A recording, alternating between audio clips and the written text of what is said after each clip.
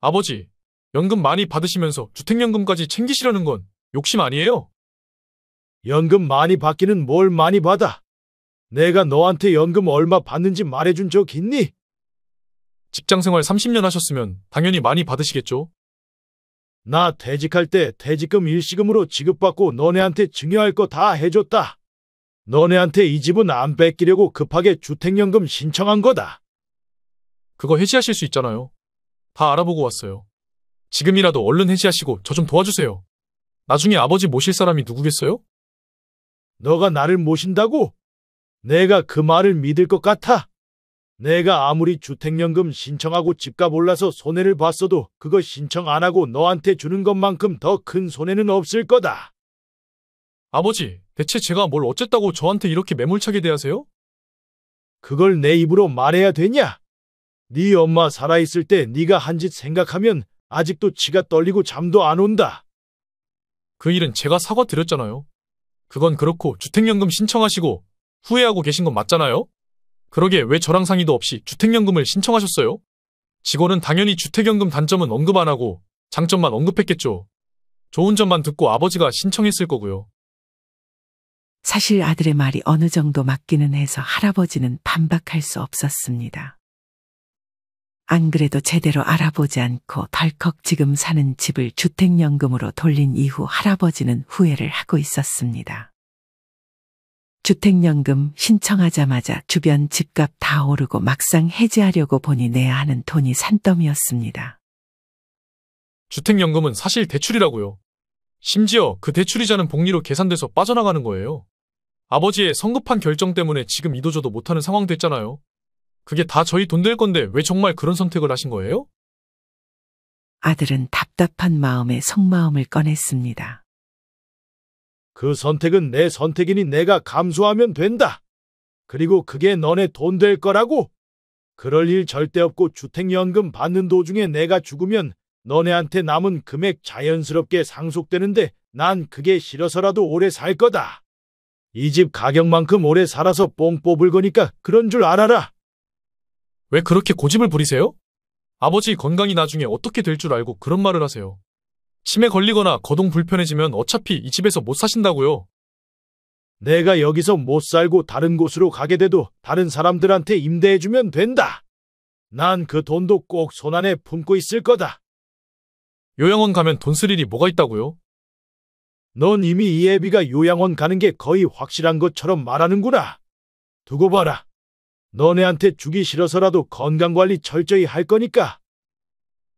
오랫동안 서울에서 살아온 강찬영 할아버지. 할아버지는 자식들 몰래 예전에 주택연금을 신청했습니다. 하지만 할아버지는 급하게 주택연금을 신청해버리는 바람에 보증료나 이자에 대한 정확한 지식을 알지 못했습니다. 전문가를 찰석같이 믿고 주택연금을 신청했지만 상담할 때 분명 이런 단점들에 대해서 잘 듣지 못했습니다. 강 씨는 그렇게 주택연금 신청을 후회하고 있었습니다. 그렇게 주택연금 해지를 고민하던 와중 아들이 강 씨가 주택연금을 가입했다는 사실을 알고 노발대발했던 것이었습니다. 아버지는 예전에 할아버지한테 받은 돈으로 집도 장만하셨잖아요. 나는 받은 재산 집 산 게 전부야. 너네한테 교육비로 쓴 게 그 정도 될 거다. 내가 부모한테 받은 돈보다 너네한테 더 해주면 더 해줬지 못 해주진 않았다. 안 그래도 주택연금으로 스트레스를 받고 있었는데 자식들한테 왜 집을 안 물려주고 주택연금을 신청했냐는 말까지 들으니 강 씨는 머리가 지끈거렸습니다. 이런 강 씨 할아버지와 자식들 사이에는 어떤 사연이 있었을까요? 강 씨 할아버지는 어린 시절 일남 오녀 중 막내로 태어났습니다. 강 씨의 부모님은 아들을 낳겠다는 일념 하나로 결국 강 씨를 낳았습니다. 그렇게 원했던 아들을 낳은 강 씨의 부모님은 강 씨를 정말 애지중지하며 키웠습니다. 이때 주변 동네 사람들은 강 씨의 부모가 이번엔 자식으로 아들을 볼 수 있을지 구경을 오기까지 했습니다. 그렇게 강 씨는 부모님의 사랑을 듬뿍 받으며 어린 시절을 보냈습니다. 강 씨의 부모님은 모든 재산을 아들인 강 씨에게 물려주었지만 강 씨는 부모님이 세상을 떠나고 난 후 자신이 받은 돈을 다른 형제들에게 나눠줬습니다. 강 씨의 부모님만큼 누나들도 강 씨가 어릴 때 잘해줬는데 그 마음을 잊지 않고 있었습니다. 그렇게 강 씨는 부모님에게 물려받은 돈으로 집을 한 채 마련했습니다. 집을 마련하는데 재산을 다 쓰다 보니 돈이 없어 강 씨는 부지런히 일을 다녀야 했습니다. 강 씨가 처음 갔던 곳은 봉제 공장이었습니다. 사실 이때 봉제 공장에는 여공들이 많았는데 강 씨는 그런 여공들이 일을 제대로 하고 있는지 감시하는 역할을 맡았습니다. 하지만 강 씨는 거기서 일하는 여공들에게서 어린 시절 누나들의 모습이 떠올라 감시자의 역할을 제대로 하지는 못했습니다. 강 씨는 위에 간부가 곁에 있을 때만 억지로 일을 했고 자기 혼자만 있을 때는 여공들이 쉬면서 일을 할 수 있게끔 최대한 배려를 해주었습니다. 쉬엄쉬엄 하세요. 지금 아무도 없어요. 그런 강 씨를 좋아하는 여공들이 아주 많이 있었습니다. 그렇게 강 씨는 그곳에서 지금의 아내를 만났습니다. 강 씨는 공장 내에서의 작업 환경이 어떤지 알았기 때문에 결혼을 하자마자 아내가 공장을 다니는 것을 관두게 했습니다. 아내는 그런 강 씨에게 항상 고마워했고 그렇게 강 씨와 이남 일녀의 자식을 낳았습니다. 강 씨는 이후 공장을 그만두고 중국집 배달 일을 하기 시작했습니다. 이 당시인 1980년에 본격적으로 우리나라에 오토바이가 보급되면서 강 씨도 배달 일을 하기 위해 오토바이 타는 법을 배워야 했습니다. 하지만 강 씨의 중국집 사장은 딸랑 오토바이를 타보라고만 하고 강 씨에게 타는 법을 제대로 알려주지 않았습니다. 사실 자기도 타본 적이 없어서 알려줄 수가 없었던 것이었습니다. 그렇게 강 씨는 오토바이 타는 법을 혼자 터득해야 했는데 여러 번 넘어지고 심한 교통사고를 당할 뻔하기도 했습니다. 아직 오토바이를 모는데 미숙했을 때 한 번은 배달을 마치고 돌아오던 중 그만 신호 위반 차량에 살짝 치여 넘어지는 사고를 당했습니다. 하지만 넘어지는 순간에도 강 씨는 오토바이 걱정을 할 뿐이었습니다. 혹시나 사장이 오토바이 수리비를 요구하지 않을까, 잘리지는 않을까 걱정하며 강 씨는 사고당한 그 자리에서 곧바로 일어나 오토바이를 살피고 주변에 흩뿌려진 짜장면 그릇들을 담았습니다. 괜찮으세요? 병원 가셔야죠. 모셔다 드릴게요. 괜찮습니다. 강 씨는 외벌이 중이라 일을 계속해야 했기 때문에 욱신거리는 허리와 무릎 통증을 참고 아무렇지 않은 척하며 중국집으로 돌아갔습니다. 다행히 오토바이는 크게 이상이 있지는 않았습니다. 그렇게 강 씨는 열심히 돈을 벌었습니다.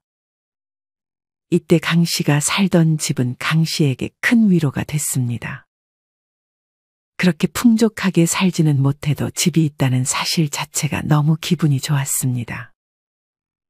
강 씨의 아내는 그렇게 열심히 일하고 온 강 씨를 위해 저녁이 되면 김치찌개를 주로 끓여주곤 했는데 매일 먹어도 질리지 않을 정도로 강 씨의 입맛에는 딱이었습니다. 강 씨와 아내는 큰아들과 막내딸에게는 공부를 시켰고 체격이 컸던 둘째 아들에게는 씨름 운동을 시켰습니다. 씨름은 이 당시에 아주 인기 있는 운동 종목이었습니다. 강 씨도 먹을 것을 잘 먹긴 했지만 어릴 때부터 둘째 아들의 먹성은 남달랐습니다. 항상 밥 세 그릇은 기본으로 먹었고 너무 많이 먹는 것 같아 강 씨가 숟가락을 뺏은 적도 많았습니다. 식사하는 비용이 많이 나오고 운동을 시키는 비용이 많이 들어 강 씨 혼자 버는 돈으로는 점점 생활비 감당이 힘들었습니다.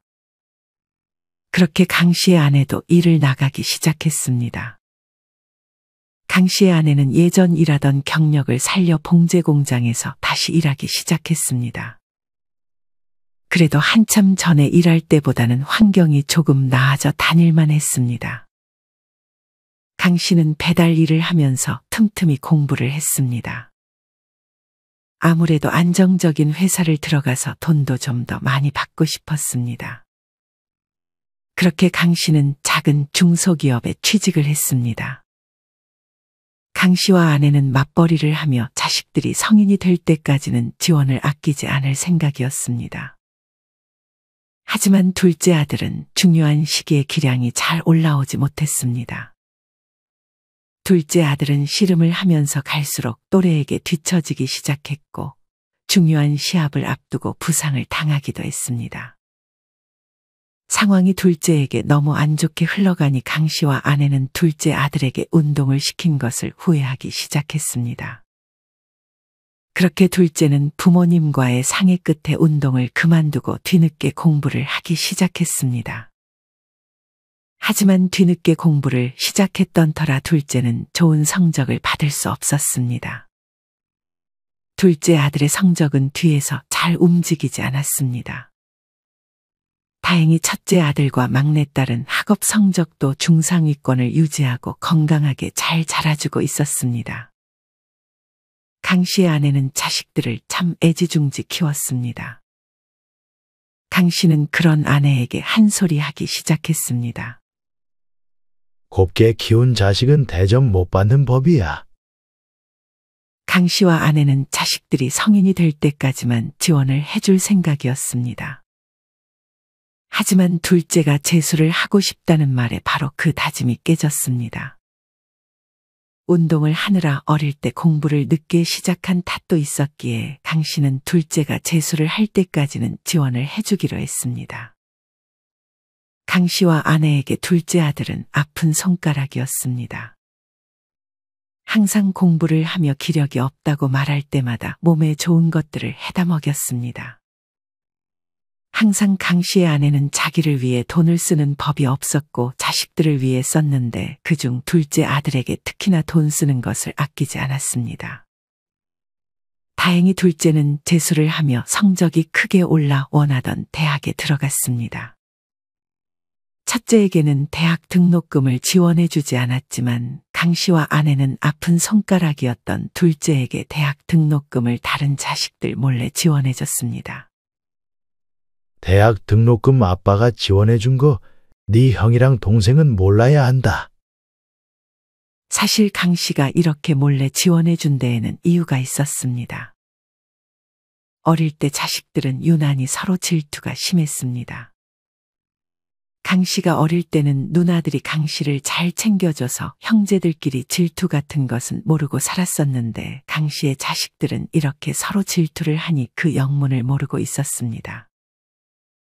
나중에 든 생각은 강 씨가 어릴 적에는 가진 게 많이 없어 콩 한쪽이라도 형제끼리 나눠 먹었는데 삶이 좋아지면서 자식들에게 장난감이나 먹을 것들을 잘 챙겨주다 보니 서로가 더 받으려고 하는 것 같다는 생각이 들기도 했습니다. 그렇게 자식들은 성인이 되어 모두 독립해서 각자 생활비를 벌어 살고 있었습니다. 그 덕에 강 씨와 아내는 둘째 아들에게 지원하는 대학 등록금을 제외하고는 돈을 모아갈 수 있었습니다. 그렇게 큰일 없이 시간이 흘렀고 큰아들이 가장 먼저 결혼했습니다. 하지만 큰아들의 가정 생활은 그리 순탄치 못했습니다. 일찍이 부모님에게 지원은 없다라는 말을 듣고 살았던 큰아들은 대학을 다닐 때부터 알바를 하며 돈을 모아갔습니다. 그리고 어릴 때부터 아빠처럼 자기 집을 가지길 희망했던 큰아들은 결혼하기 전에 작은 집을 하나 장만할 수 있었습니다. 강 씨는 이런 큰아들이 대견했습니다. 그렇게 큰아들은 자식도 낳아 항상 손주를 데리고 강 씨의 집에 데려오기도 했습니다. 하지만 어느 순간 강 씨는 큰며느리를 보기 힘들어졌습니다. 자주는 아니라도 명절에는 꼭 아들과 며느리가 같이 방문했었고 어버이날 같은 기념일에는 며느리에게서 전화가 한 통씩 오곤 했는데 이제는 그런 연락도 없었습니다. 강 씨의 아내는 큰아들이 걱정되어 물었습니다. 새아가하고 요새 사이가 좀 안 좋니? 그냥 뭐 다들 싸우고 그러잖아요. 저희도 가끔 그런 거죠. 아들은 대답을 얼버무렸습니다. 얼마 후 강 씨의 아들은 늦은 새벽에 강 씨의 집을 찾아왔습니다. 밤늦게 들리는 벨소리에 강 씨와 아내는 거실로 나왔습니다. 인터폰 속 보이는 모습은 큰아들이었습니다. 강 씨는 당장 문을 열어줬습니다. 강 씨의 눈앞에 보이는 아들의 머리는 다 헝클어져 있었고 눈은 충혈되어 있었습니다. 무슨 일이냐? 와이프가 아이를 데리고 사라졌어요. 강 씨와 아내는 아들의 말을 듣고 의심했습니다. 사실 큰아들은 국제 결혼을 한 상태였고 큰아들의 아내는 베트남 사람이었습니다. 강 씨의 아내는 일단 아들을 진정시키고 자초지종을 물었습니다. 원래 문제가 있었던 거야? 제 잘못이에요. 제가 아내를 항상 가르치려 들고 나무라고 화내고 한번 그렇게 하니까 제가 점점 아내를 함부로 대하더라고요. 가끔 그런 제 모습에 놀랄 때도 있었는데 이런 제 행동에 질려버린 것 같아요. 아무리 그래도 그렇지. 아이를 데리고 도망을 가? 사실 아들은 말을 망설였습니다.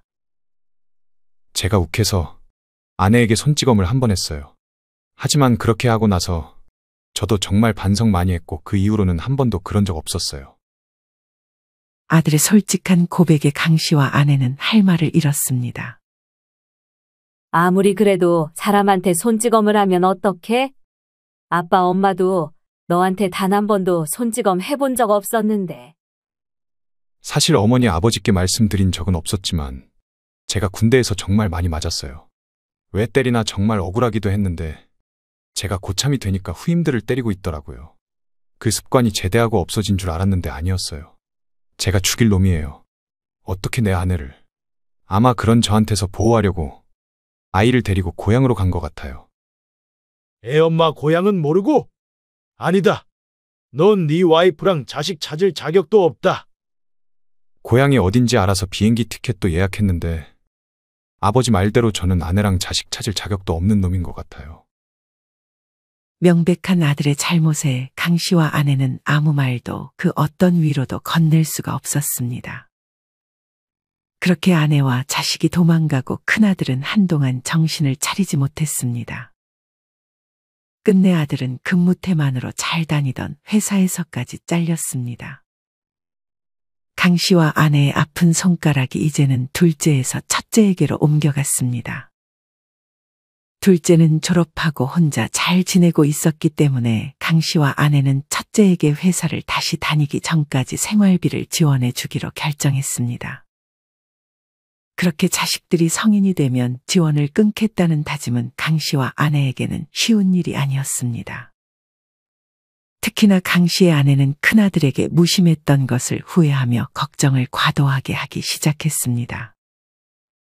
강 씨는 그런 아내에게 죽이 되든 밥이 되든 그런 건 혼자 감당하고 이겨내야 하는 일이라고 했지만 아내는 아들의 집에 방문할 때마다 속상함에 집에 돌아와서 잠도 잘 자지 못했습니다.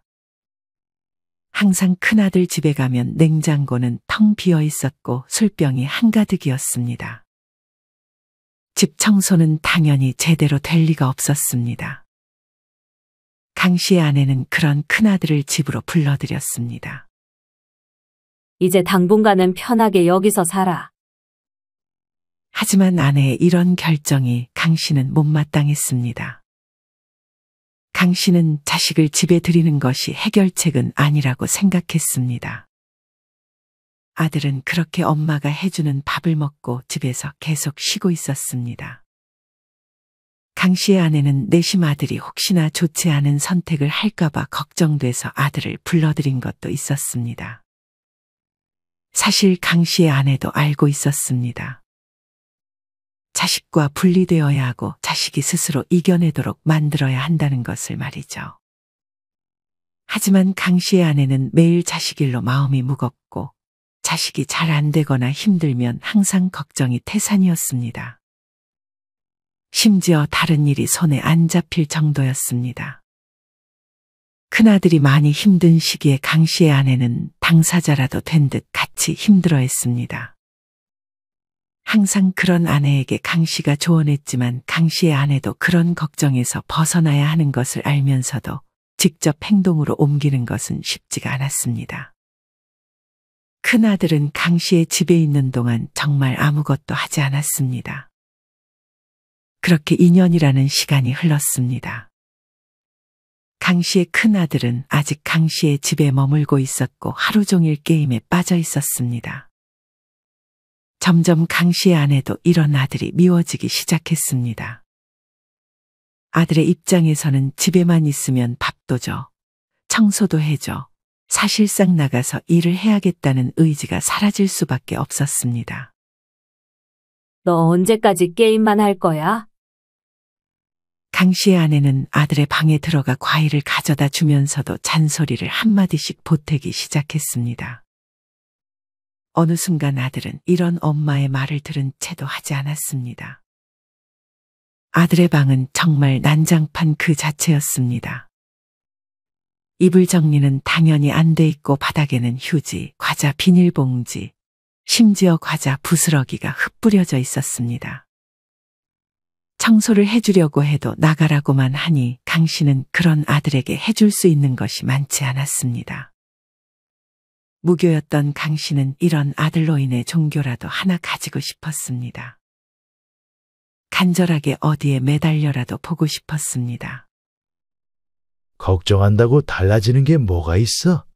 당신 몸만 축나고 상하지.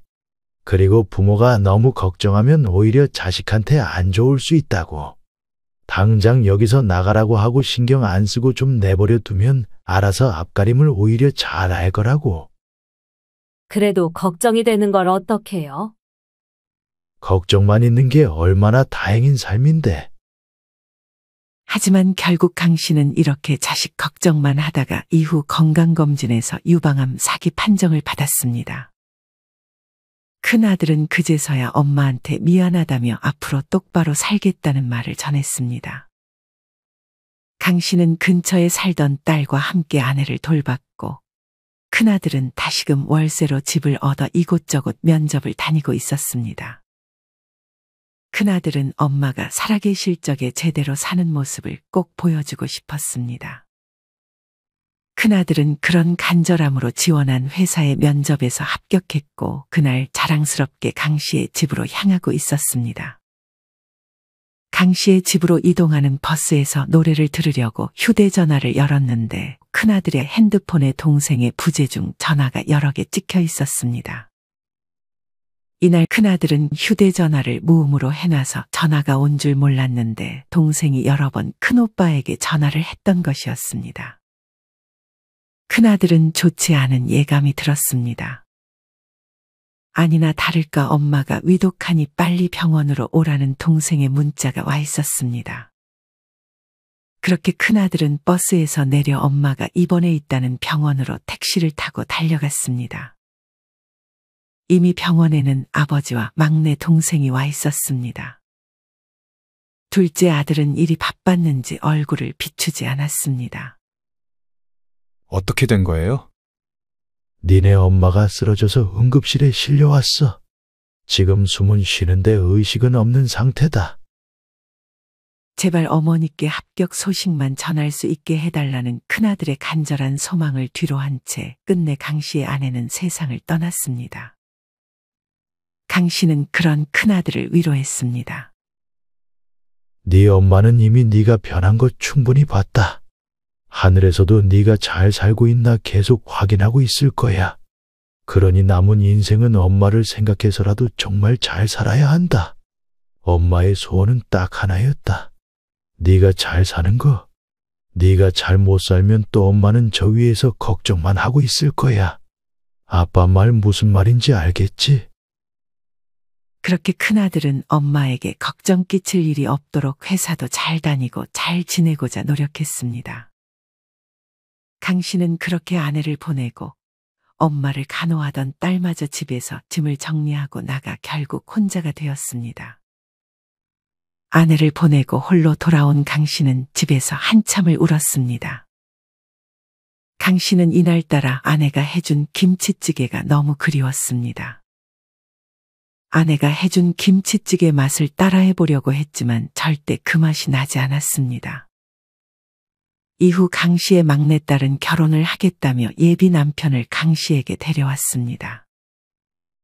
그렇게 같이 밥을 먹다 예비 사위는 그날 먼저 들어가고 딸은 강 씨에게 카페에 가서 얘기를 좀 하자고 말했습니다. 왜 같이 안 가고 예비를 쫓아와? 사실 아빠한테 좀 물어볼 게 있어서. 아빠가 나한테 결혼할 때 꼭 상대방의 집안 분위기를 보라고 했잖아. 지금 내가 만나는 사람은 정말 너무 좋은 사람이거든. 5년을 만났는데 성격도 한결같고 주위 평판도 아주 좋은 사람이야. 능력도 있고.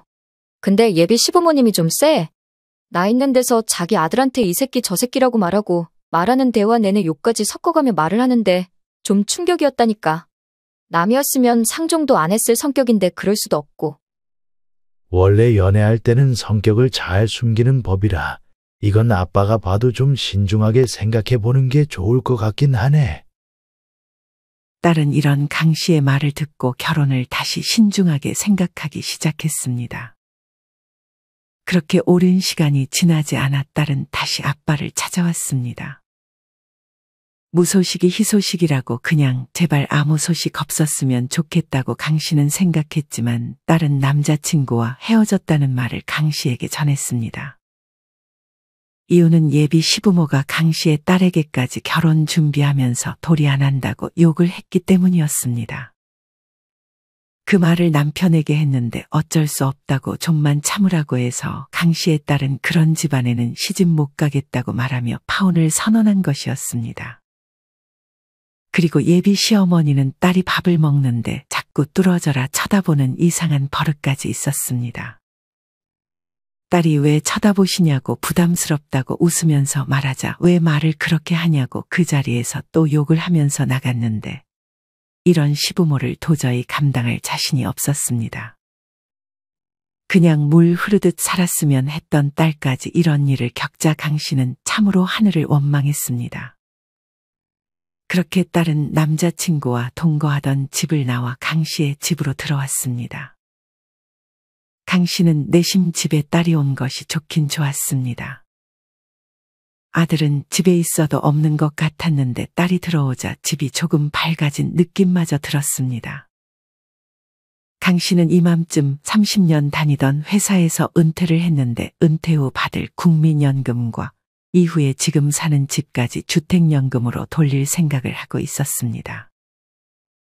그래서 퇴직금은 일시금으로 받아 자식 셋에게 똑같은 금액으로 증여해줬습니다.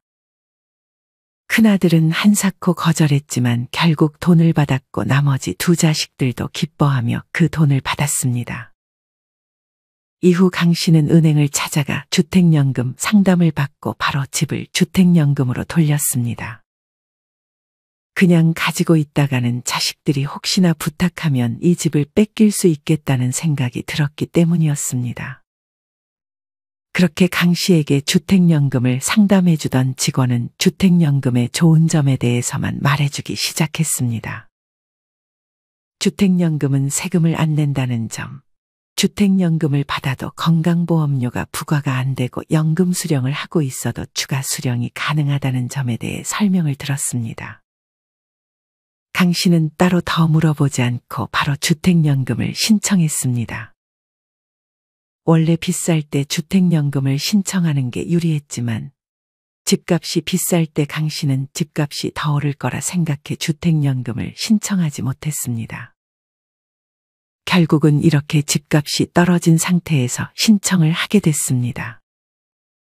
거짓말처럼 강 씨가 주택연금을 신청한 다음 달부터 집값이 오르기 시작했습니다. 부동산이 예측하기는 어렵지만 그래도 공부를 조금 했다면 주택연금을 조금 더 받을 수 있었을 텐데 하는 아쉬움을 삼켜야 했습니다. 강 씨는 직원한테 중간에 주택연금을 해지할 수 있다는 말을 들었지만 해지 비용이 발생하고 보증료, 즉 주택 가격의 1.5%의 금액에 대해 회수 불가하다는 말은 듣지는 못했습니다. 그리고 주택연금의 이자가 복리로 빠져서 나온다는 사실을 몰랐습니다. 예를 들어 6억짜리 집으로 75세부터 받기 시작한다면 매월 220만 원씩 받게 되며 받은 만큼 복리 이자를 내게 됩니다. 기본적으로 5년간 1억 6천만 원을 받고 이자 4천만 원을 내게 되며 10년 누적 시에는 2억 7천만 원을 받고 이자만 1억 2천만 원을 내게 되는 것입니다. 10년이 지나면 집값의 40%가 없어지는 것이었습니다. 만약 75세부터 받았을 때 15년 이상을 유지해야 본전을 뽑게 되는 것입니다. 물론 금액을 다 받지 못하고 죽게 되면 자식들이 상속을 받게 되지만 그래도 강 씨는 최대한 오래 그 집에서 연금을 받으며 살고 싶었습니다. 그렇게 주택연금 신청까지 마치고 강 씨의 마음은 편안했습니다. 하지만 한동안 조용했던 둘째 아들이 사업에 손을 대기 시작하면서 강 씨에게는 새로운 걱정거리가 생겼습니다. 재수를 해서 경영학과를 졸업한 둘째 아들은 중견기업에 취직해 잘 다니고 있었습니다. 하지만 취직을 한 이후에도 꾸준히 공부를 했던 둘째 아들은 월급만으로 인생을 바꿀 수 없다는 생각이 어느 순간부터 들었다고 했습니다. 둘째가 다니고 있던 회사는 겸직이 되지 않았기 때문에 둘째는 회사를 다니던지 아니면 그만두고 새로운 사업을 하던지 해야 했습니다. 회사를 다니며 좋은 사업 아이디어를 생각해내려고 노력하던 둘째는 자신이 판단하기에 지금이 생각에만 그치던 사업을 하기에 적기라고 판단했습니다. 그래서 가족 아무에게도 말하지 않고 조용히 회사를 그만두고 사업을 위한 자금을 마련하고 있었습니다. 때마침 강 씨에게 퇴직금도 미리 증여받은 상태였어서 둘째는 그렇게 회사를 그만두고 사업을 시작했습니다. 하지만 첫 번째 하는 사업이 바로 성공하는 것은 정말 어려운 일이었습니다. 둘째 아들은 이미 계획했던 돈을 모두 사업에 투자했고 자금이 더 필요했던 상황이었습니다. 대출은 이미 받을 대로 받아서 사채까지 써야 할 판이었습니다. 그런 둘째 아들에게 떠오른 사람은 당연히 부모님이었습니다. 둘째 아들은 죄인처럼 강 씨의 집에 찾아갔습니다. 그날 딸은 친구와 여행을 간 상태라 집에는 강 씨 혼자밖에 없었습니다. 둘째는 와인을 가져왔다며 간만에 아버지랑 단둘이 마실 술상을 차려왔습니다. 하지만 아버지는 아들이 들어왔을 때 표정을 보자마자 뭔가 바라는 게 있는 것 같다는 것을 간파했습니다. 사실 강 씨는 둘째 아들이 엄마가 아플 때 자주 찾아오지 않은 것에 크게 실망해 있는 상태였습니다. 이런 마음은 숨기고 일단은 뭐 때문에 왔는지부터 물었습니다. 뭐 때문에 왔어? 단도직입적으로 말씀드리면 사업 자금이 필요해서요. 사업? 너 회사 다니는 거 아니었어? 사업 시작한 지 1년 정도 됐어요. 아빠 돈 없는 거 알잖아. 이 집이 있잖아요. 이 집 주택연금으로 돌린 지가 언젠데. 아버지, 연금 많이 받으시면서 주택연금까지 챙기시려는 건 욕심 아니에요? 연금 많이 받기는 뭘 많이 받아. 내가 너한테 연금 얼마 받는지 말해준 적 있어. 직장생활 30년 하셨으면 당연히 많이 받으시겠죠? 나 퇴직할 때 받은 퇴직금도 일시금으로 지급받고 너네한테 증여할 거 다 해줬다.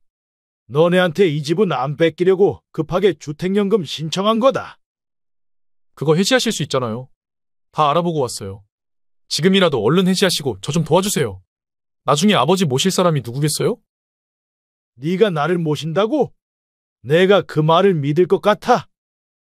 아버지, 대체 제가 뭘 어쨌다고 저한테 이렇게 매몰차게 대하세요? 그걸 내 입으로 말해야 되냐? 네 엄마 아플 때 얼굴 한 번 안 비치고 그때부터 사업하느라 그랬던 거야. 네. 바빠서 잘 못 찾아갔어요. 저도 그 점 엄마한테 평생 미안해하면서 살 거예요. 그건 그렇고 왜 저랑 상의도 없이 주택연금을 신청하셨어요? 내가 내 집에 대한 걸 왜 너랑 상의해? 그리고 이미 끝난 일이다. 지금 해지하면 돈도 많이 물어야 하고. 그렇게 단호하게 강 씨는 둘째 아들을 돌려보냈습니다. 하지만 강 씨는 얼마 안가 주택연금 해지를 결정했습니다. 자식들을 위해서가 아닌 강 씨의 수술비 때문이었습니다. 예전부터 허리가 안 좋았던 강 씨는 허리 수술을 받아야 했는데 자식들이 여윳돈을 가지고 있지 않을 것이란 것을 알고 있었고 무엇보다 자식들에게 손을 벌리기 싫었습니다. 사실 주택연금은 해지할 거면 신청 안 하는 게 당연히 좋았습니다. 해지하게 되면 보증료에 지금까지 받은 돈을 복리이자로 갚아야 했고 3년 동안 재가입이 불가능했습니다. 주택이 많이 오르면 해지해도 괜찮았지만 이 당시는 집값이 많이 떨어질 때여서 강 씨는 큰 손해를 보고 주택연금을 해지해야 했습니다. 강 씨는 목돈을 마련해 놓고 주택연금을 신청하지 않은 것을 크게 후회했습니다. 하지만 그렇다고 해서 강 씨가 전 재산을 잃은 것은 아니었기에 그 점을 위안 삼았습니다. 강 씨는 손해본 돈은 자기 손을 떠났으니 집착하지 않았고 주택연금을 해지하자마자 집을 팔았습니다. 딸은 다행히 집을 팔기 전에 바로 나갔고 강 씨는 집을 팔았다는 사실과 작은 집으로 이사 갔다는 사실을 자식들에게 알려주지 않았습니다. 강 씨는 이제 자식들 걱정하는 것에 지쳤습니다. 강 씨는 그렇게 자식들에게 최근에 이사를 갔고 잘 지내고 있을 테니 걱정하지 말라는 메시지 하나를 남기고 그렇게 남은 노후 홀로 조용하게 지내고 있습니다. 여러분은 이런 강 씨의 사연을 어떻게 들으셨나요? 우리 부모님들은 자식들 다 키워 결혼시켜도 잘 사나 걱정하고 죽을 때까지 걱정하면서 살기도 합니다. 자식 걱정은 죽어야 끝난다는 말은 그냥 나온 말이 아닌 것 같습니다. 하지만 가끔 이런 자식 걱정이 우리 부모님의 노후를 위협하기도 합니다. 사실 이렇게 자식을 걱정하고 도와주는 것이 근본적인 해결책이 아닌 경우가 많습니다. 결국 금전적으로 잘못 도와주게 되면 자식 인생도 부모님 인생도 같이 안 좋아지는 경우가 있습니다. 이런 이유로 많은 부모님들이 자식에게 집을 물려주는 대신 지금 사는 집을 주택연금으로 돌려 노후자금을 확보하고자 합니다. 주택연금은 노후자금을 지킬 수 있다는 점에서 저는 참 좋은 제도라고 생각합니다. 하지만 잘못된 타이밍과 잘못된 정보를 가지고 주택연금을 신청하면 나중에 후회하는 경우도 있습니다. 이런 후회를 하지 않기 위해서 스스로 공부하는 것은 필수입니다. 여러분은 오늘의 사연을 들으며 어떤 생각이 드셨나요? 부모 자식 간의 관계나 주택연금 등에 관한 여러분의 소중한 생각을 댓글로 남겨주세요. 이상으로 오늘의 영상을 마치겠습니다. 우리 모든 구독자분들의 행복한 여생을 응원합니다. 다음에 더 좋은 내용으로 찾아뵙겠습니다. 감사합니다.